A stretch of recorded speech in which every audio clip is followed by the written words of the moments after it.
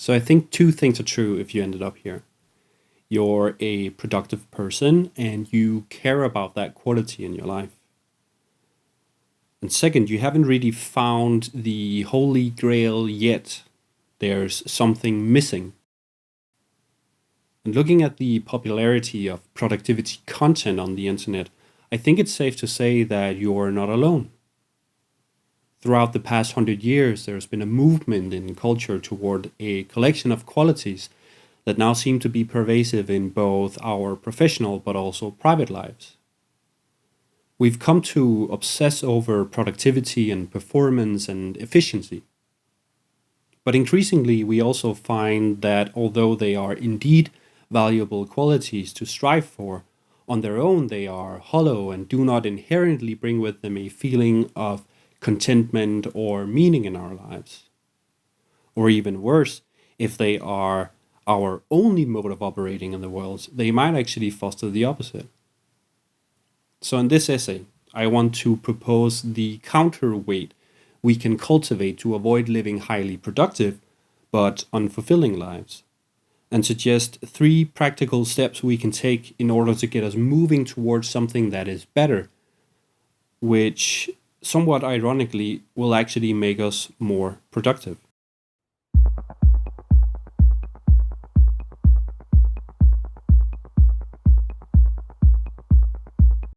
So let's begin by defining exactly what we're taking a look at here, because our area of interest is broader than just productivity. We could also list qualities like performance, efficiency, control, predictability, speed, perfection, being results oriented, and focused. These are all qualities we likely know in some form from the world of business and corporations, which most of us take part in at some point in our lives. But to an extent, these are also part of our personal lives, where we explore productivity systems, time management methods, and look for ways to optimize our morning routines. Coming together, these qualities they sing with a tone like that of a factory, a machine, a system, or an Excel sheet. It's sort of features of a tool we use to do something. So for the purpose of communicating about it right now, let's call these the doing qualities. To understand why we value these qualities, one could go into a long-winded exploration of the aftermath of the Industrial Revolution. But to boil it down, I think it comes down to this. Most importantly, it's because we want to get the most out of our time alive, which is definitely understandable. Secondly, it's uncomfortable to feel the finiteness of our time, so we find some sort of emotional relief in the productivity hacks and everything like it. Third, there is a pressure from contemporary culture to care about this, especially on social media, which we find super difficult to ignore. And finally, the culture offers a shortcut to a sense of personal value. By being productive, we are worth something. And to meet the demand for the value we put in the doing qualities, we find that there's more than plenty of great content out there to fulfill all of our needs. Systems to make time for everything, celebrity morning routines to get the most out of our day, quick and easy side hustles so we can make money while we sleep, and the list is basically endless. And we also have to give credit where credit is due. Embodying the doing qualities is of great utility. To fit into a Western world, we need to be productive tools at times. And they play a great role in career progress, financial gain, and sense of agency in life. So I'm by no means building up to the argument that we should discard being productive or stop striving for high performance. But despite all that the doing qualities can conjure in our lives, they do not inherently bring with them a sustainable feeling of personal purpose and fulfillment. Unlike the machines we build, we humans need things in our lives that are beyond what productivity can give us. Now, I won't make an attempt to make a general statement about where this elusive meaning and purpose is found in life. That's a very personal and subjective thing, but it's not like we can't say anything about it at all. We know that people interviewed on their deathbed regret working too hard, not maintaining close relations, not having fun in life, or expressing who they truly are before it's too late. And none of these regrets stem from a lack of productivity. And deep down, we know this. Friendship is not built according to a schedule. Learning and creativity is about making mistakes, not about efficiency. And more than once, we've heard the story about the CEO who reached the pinnacle of the productivity hierarchy only to find no fulfilling meaning despite the overabundance of everything we were told to strive for. So, what do we find if we look in the shadow cast by productivity and the other doing qualities currently having their time in the spotlight?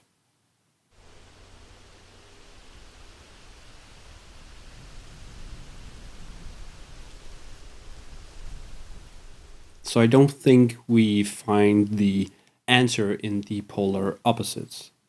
It's not that we should replace high performance with underachieving or try to find virtue in inefficiency for its own sake.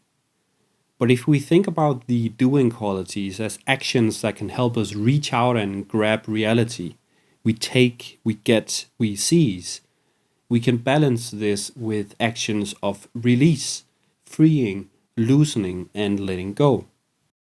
It's sort of like climbing a rope. In order to move up gracefully, we tightly grab the rope, but we also have to release our grip. We gain control and surrender control, being both attached and detached. And so the central question becomes, what are the qualities that describe the release of the rope in our lives?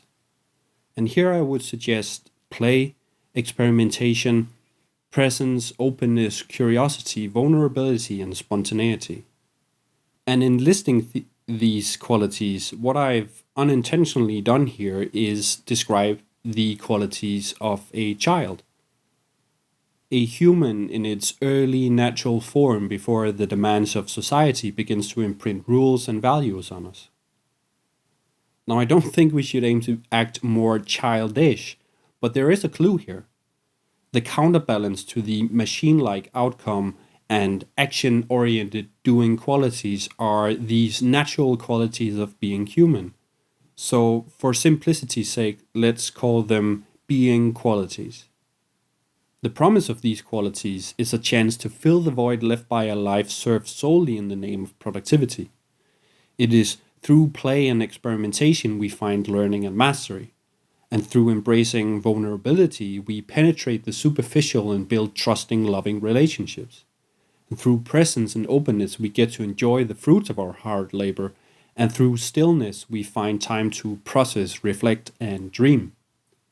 And it's not that we aren't practicing being qualities already, but somehow they've ended off script.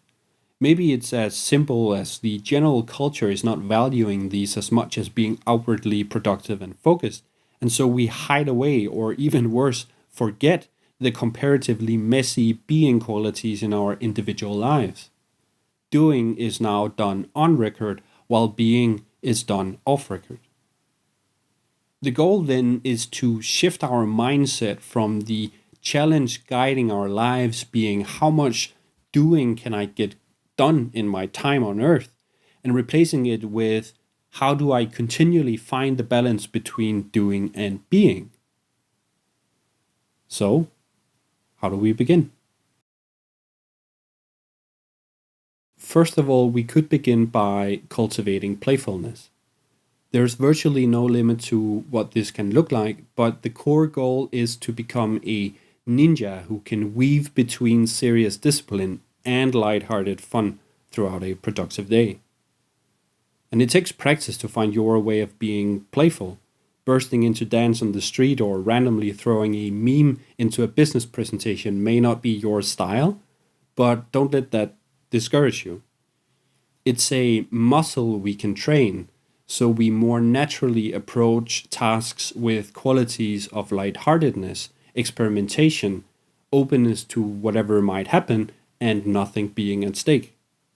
It is essentially doing, but without the need for any usefulness to justify the activity. I've played video games for the majority of my life, and even in modern gaming culture, which is literally about playing, we've also been affected by this whole productivity thing. So we end up theorizing about the most efficient way to do something in the game, and then we optimize the fun out of it. In our adult years, we then reminisce about the nostalgic years as kids when games were just that much better. But in reality, it's not that older games were that much better, it's just that we stopped approaching them playfully. So we look for moments throughout the day where we can remind ourselves to lower the stakes and ask, how would I make this more fun? By affording ourselves to join a coworker drumming on the table or enthusiastically high-fiving a toddler, we take some pressure off life and gradually become more relaxed and creative. And if you feel yourself tightening up right now at the thought of this, maybe that's exactly the sign that you should start daring to be more playful and less serious about life.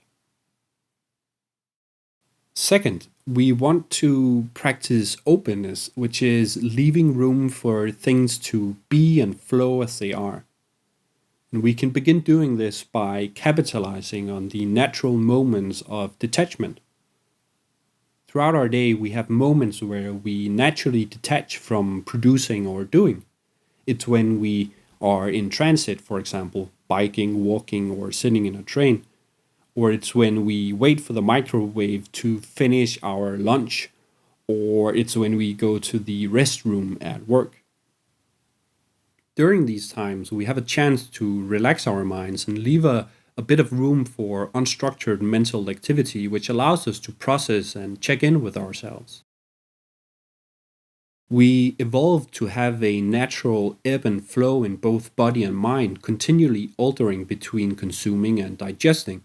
But if we never allow our minds to process and dream for a moment, is it really that surprising that we are overwhelmed by thoughts when we lie down to sleep at night, or find it difficult to be truly present with a close friend? I don't think it's a coincidence there is an expression called shower thoughts, which is when we relax and allow our thoughts to wander, and then suddenly we are struck by a random, insightful, or creative thought.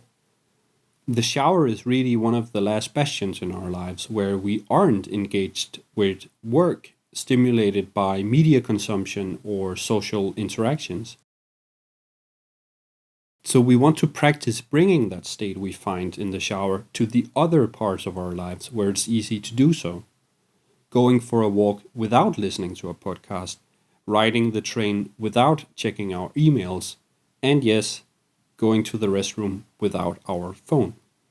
The promise then is that the woodcutter who takes a break to rest and sharpen the axe will eventually outperform the other one who's constantly swinging at the tree. And finally, we need to recognize the human finiteness. The desire to be more productive and efficient comes from a place of wanting to not feel the uncomfortable feeling of not having the time and the energy for everything we could do. So we look to time management schemes and productivity hacks in the hope of making ourselves bigger than we really are. But the reality is that in the end, we are not an infinitely scalable system, but rather wonderfully finite humans. And it's precisely that finiteness that gives meaning to our lives. It is the wholehearted yes to our partner which gives fulfilling meaning and weight to our relationship instead of having one foot out the door. It's the fact that our friends had a virtually limitless list of things they could have been doing, but they decided to come and celebrate our birthday. Now, like I said at the very beginning, I'm not challenging the utility of being productive and strategic with one's resources, but if we are finite and the reality offers an infinite list of things to do and problems to solve, is it then not just a matter of time before our clever systems become insufficient? We need to counterbalance our efficiency strategies with a healthy sense of being finite, or we will end up spending more time managing and balancing all these empty possible futures instead of actively choosing a path and being present in the world we commit to. So, we want to practice making conscious decisions in our lives and sitting calmly with the discomfort of missing out on what we didn't choose and the risk of potential regret.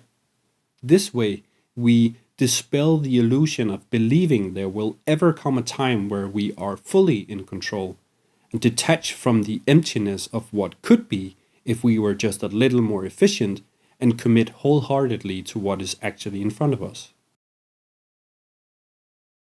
With symptoms like burnout and anxiety and depression on the rise, it's becoming more and more important that we take a critical look at the qualities we use to guide our lives. So, to end with, I want to re emphasize that leaning into the being qualities and cultivating playfulness, openness, and accepting our finiteness, it doesn't really stand in opposition to doing and achieving more, but instead they balance the scales tipped by a hyper focus on productivity back towards something that's more sustainable. It may even make us more productive, but most importantly, this is what we need to live more joyful, creative, and fulfilling lives.